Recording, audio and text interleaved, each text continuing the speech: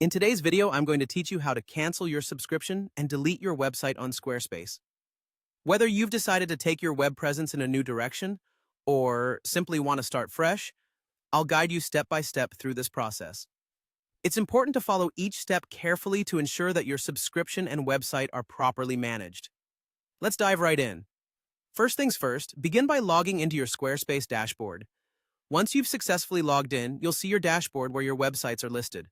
Take a moment here to select the website for which you want to manage your subscription. This is crucial because any changes you make will only apply to the selected website. Now, once that's done, direct your attention to the lower left corner of the screen. You'll find the Settings option there.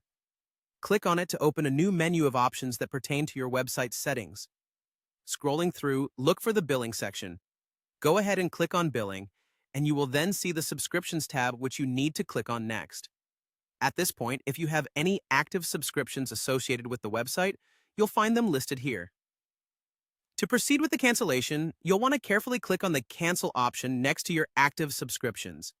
It's important to be sure about this step because once you cancel your subscription, it'll initiate the process to end the service associated with that subscription. After successfully canceling your subscription, you might inquire about deleting your website.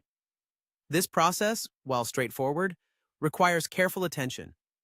Go back to the main dashboard and turn your gaze to the right side where you will notice a three-dot icon. Once located, click on it to reveal additional options. Among these, you will find the Delete option. Selecting this will prompt Squarespace to start deleting your website. Make sure you no longer need any data from the site because this action cannot be undone.